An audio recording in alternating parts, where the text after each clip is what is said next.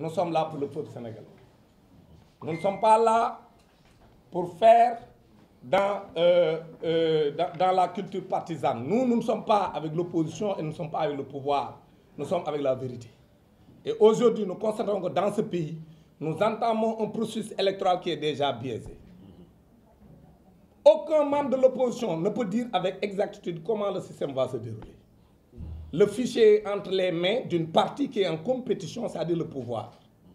Aujourd'hui, ce pouvoir-là est en train d'instrumentaliser des préfets, c'est-à-dire l'administration, pour invalider des listes dans des zones que ce pouvoir-là ne contrôle pas. Et aujourd'hui, le pouvoir également veut avoir une mainmise, faire main basse sur certaines localités parce qu'il y a des enjeux géostratégiques. Il y a des ressources naturelles qui sont dans ces zones que l'État veut contrôler. Donc, jusqu'en 2027. C'est ça l'enjeu de cette élection. La deuxième chose, c'est d'organiser des élections qui ne sont pas libres, qui ne sont pas transparentes. Parce que pour pouvoir parler d'élections libres et transparentes, il faut au moins un fichier qui est partagé et qui est clair, qui est transparent. Et ça n'existe pas. Il faut au moins que tout le processus électoral soit clair, que seuls les Sénégalais puissent voter. Tout ça, ce n'est pas clair avec le système actuel que nous avons. Maintenant, la coalition citoyenne, le peuple, avec le camarade Bakar Ndiaye, qui est un expert électoral, vient de proposer un système de bout en bout qui garantit la transparence. Ça, le peuple sénégalais doit nous appuyer, nous, la coalition, pour aller dans ce sens. Si on veut avoir la paix durable. Mais dire la paix seulement, avoir une déclaration qu'on signe, ça ne signifie absolument rien. Parce que le président Macky Sall, aujourd'hui, a défié même les khalifes généraux. En mars, lorsqu'il avait peur, c'est lui, Macky Sall, qui a appelé le khalife général des Mourides pour demander à ce que Seigne Mountakha appela tous les Sénégalais qui étaient en lutte pour arrêter et aller dans la violence.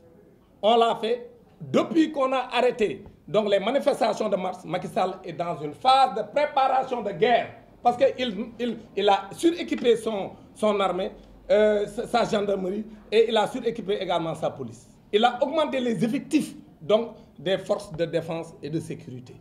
Mais ça, pour préparer quoi? Pour mater le peuple sénégalais. Mais on ne l'acceptera pas. Le président Macky Sall ne peut pas se présenter en 2024. S'il se présente, il aura le peuple sénégalais devant lui. Nous allons nous opposer à un troisième mandat parce que la Constitution l'interdit. Maintenant, aujourd'hui, nous demandons à l'opposition de s'approcher de la coalition citoyenne, le peuple, pour s'approprier de ce document que nous avons travaillé avec nos experts pour qu'on puisse aller à des élections apaisées, des élections libres et transparentes. C'est ça que nous attendons de l'opposition. Sinon, demain, si des élections sont organisées sur la base de ce fichier et sur la base de ce processus électoral, si les résultats sont truqués, nous leur dirons que vous avez failli à vos responsabilités. Vous n'avez pas répondu positivement à notre appel. Sur le fichier, permettez-moi de vous compléter. Sur le fichier, l'opposition doit exiger de consulter le fichier parce que le code électoral, dans son article L48 que je vais vous lire, dispose ceci. La Sénat, ainsi que les partis politiques légalement constitués, ont droit de regard et le contrôle sur la tenue. Ils ont droit de regard et le contrôle sur la tenue du fichier électoral. Un décret détermine les conditions d'organisation de ce fonctionnement. C'est clair. Ce décret n'a jamais été pris.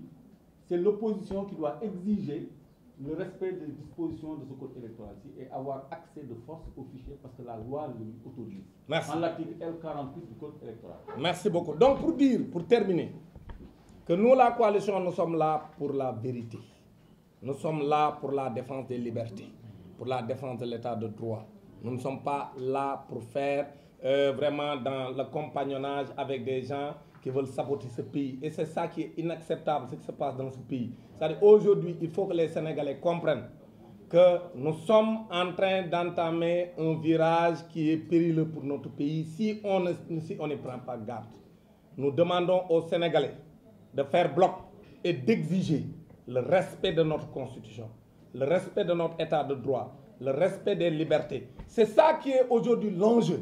Maintenant, dire on va signer une charte qui ne signifie absolument rien, sans contenu, ça ne veut dire absolument rien. Donc c'est pourquoi nous ne sommes pas d'accord dans la coalition citoyenne et nous sommes d'accord avec l'opposition qui dit qu'elle ne veut pas signer cette charte parce que c'est une charte qui ne signifie rien du tout. Les gens qui animent cette charte étaient avec nous en 2011, quand Abdoulaye Wade était là pour semer la zizanie dans ce pays, pour semer le bordel dans notre pays, pour organiser la dévolution monarchique du pouvoir. On était avec la société civile. À l'époque, l'une des figures les plus emblématiques était Alioune Tine. Nous avions également Moundiaye Cissé et autres. Aujourd'hui, Macky Sall est en train de faire pire que Wade. En 2011, quand Wade était en train de saboter le processus électoral, nous étions tous ensemble, l'opposition comme la société civile. On avait vraiment mobilisé les Sénégalais à la place de l'Obélisque, devant l'Assemblée nationale, à Daniel Brottier, partout dans les régions, pour contraindre le président Abdoulaye Wade à respecter la Constitution, à respecter l'état de droit. Aujourd'hui, Macky Sall est en train de faire pire. Et on voit Alioune Tine et Moundiaye Cissé et autres demander qu'on signe une charte non-violence pour laisser Macky Sall faire ce que moi lui semble. Mais c'est inacceptable. On les appelle à revenir à la raison. Pour qu'on fasse bloc, qu'on protège ce pays. Mais s'ils sont dans cette oligarchie, ils n'ont qu'à l'assumer. Ils n'ont qu'à le dire. S'ils sont dans ce patio national, ils n'ont qu'à le dire. Maintenant, s'ils veulent maintenant que le pays soit géré dans la transparence, mais nous sommes partants parce que nous sommes là-dessus depuis plus de 20 ans. Donc c'est ça que nous avions à dire aux Sénégalais pour dire que nous sommes prêts à nous battre jusqu'au bout. Mais ce pays-là, on ne laissera pas ce pays entre les mains de mercenaires qui sont en train de travailler dans l'ombre avec des forces occultes et des forces étrangères pour pouvoir s'accaparer de nos ressources. On ne l'acceptera pas. Ça également, c'est une déclaration que la coalition citoyenne voulait faire. Maintenant, c'est aux Sénégalais, dans la souveraineté qui leur revient, d'élire leurs élus, de d'élire les Sénégalais qu'ils veulent avoir à la tête des localités. Mais ce n'est pas un président de la République d'imposer qui il veut donc, dans certaines localités, comme tel est le cas aujourd'hui, parce que les préfets sont en train de faire dans la résistance, en faisant même des appels sur ordre du ministre de l'Intérieur qui leur a demandé de résister. Donc ça, c'est inacceptable. Aujourd'hui, on voit que l'administration est corrompue. L'administration est instrumentalisée par le régime en place. Et ça, c'est inédit. On a toujours eu des présidents qui ont eu à faire certaines choses, mais quand même, la manière de le faire avec le président Macky Sall, mais c'est inédit. C'est pourquoi nous, la coalition, nous restons sur des positions claires de défense de l'état de droit et de notre système donc, électoral pour que tout se passe dans la transparence et qu'on puisse aller à des élections libres et transparentes. Et nous avons proposé avec notre expert la voie à suivre.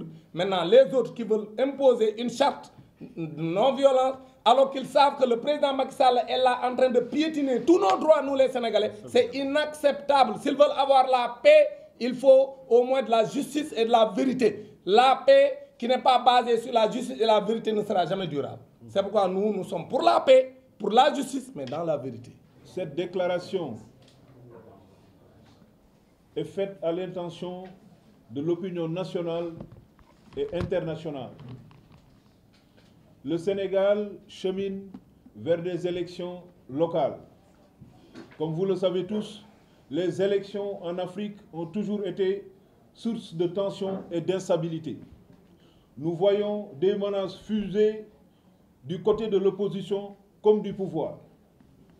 Notre coalition citoyenne Le Peuple, qui avait fait le choix de garder le silence, de garder une neutralité par rapport à ces échéances, a senti la nécessité de sortir pour élever sa voix. Élever sa voix à l'intention du peuple. Les élections ne sont ni les élections du parti au pouvoir, ni les élections de l'opposition, mais les élections du peuple, car c'est le destin des Sénégalais qui se décide. M. Clédor Sène a eu à le dire.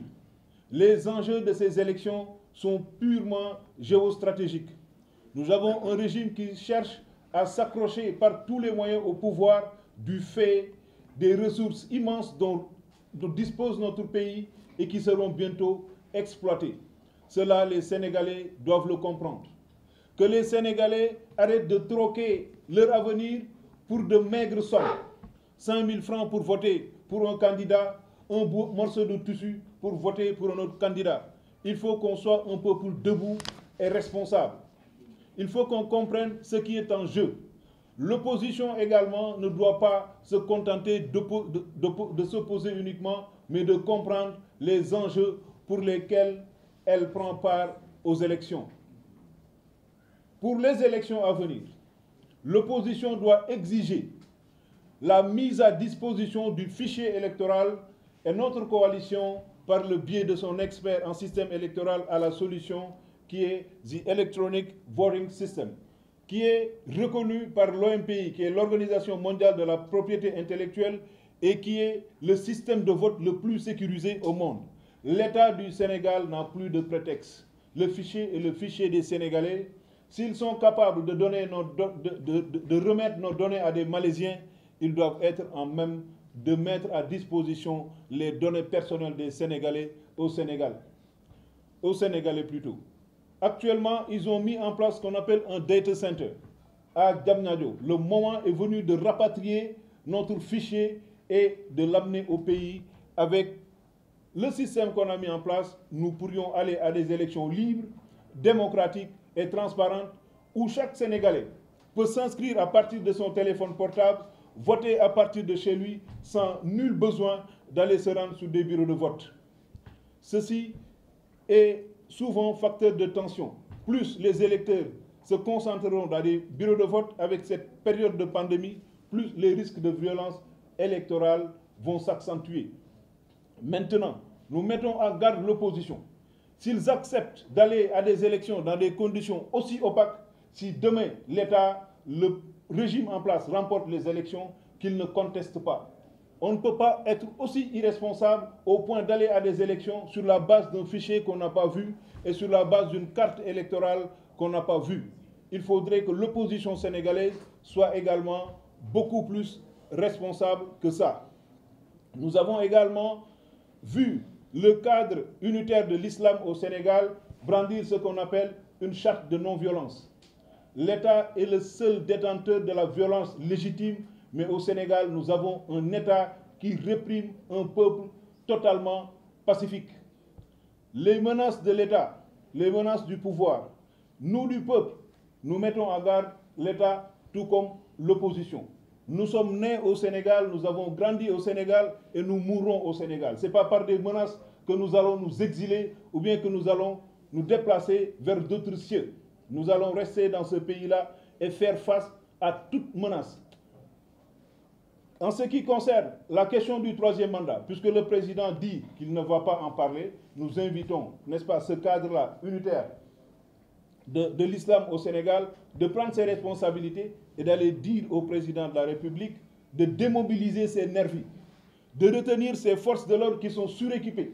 C'est comme s'ils étaient en guerre contre un pays ennemi, alors qu'ils ne sont en face que d'honnêtes citoyens qui se sentent lésés dans leurs droits et qui manifestent pour revendiquer leur souveraineté. Ce qui est la démarche la plus légitime pour un peuple. On ne reculera devant aucun obstacle.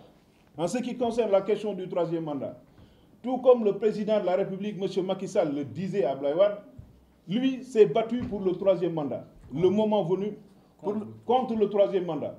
Le moment venu, notre coalition aura une posture très ferme là-dessus.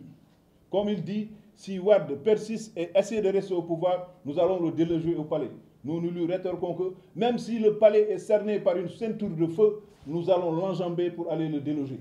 Il n'y aura jamais de troisième mandat au Sénégal. Il faut que ça soit clair dans l'esprit de tous. Maintenant, si au sein de son camp, il y en a qui ont des ambitions présidentielles ou au sein de sa famille, qu'ils prennent leurs responsabilités parce que les Sénégalais sont égaux en droit et en devoir, tel que nous le garantit notre Constitution. Il était bon que notre coalition sorte du silence pour faire entendre sa voix. Je le répète, que cette opposition-là ne soit pas enthousiaste, parce qu'ils ont en face des adversaires très capables et sans état d'âme.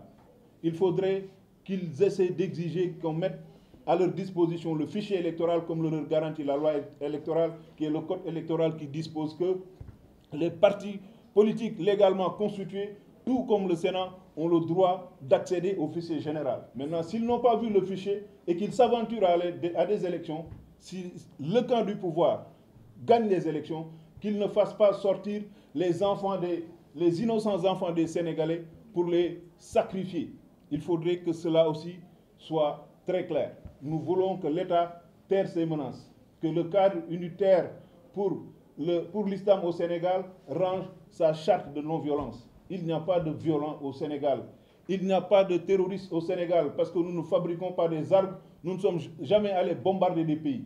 Il n'y a aucune menace qui pèse sur le Sénégal si ce n'est l'État et le régime actuel qui par tous les moyens cherche à se maintenir au pouvoir pour mettre la main basse sur les ressources du pays qu'il a commencé à brader avant même leur exploitation. C'était ça mon intervention.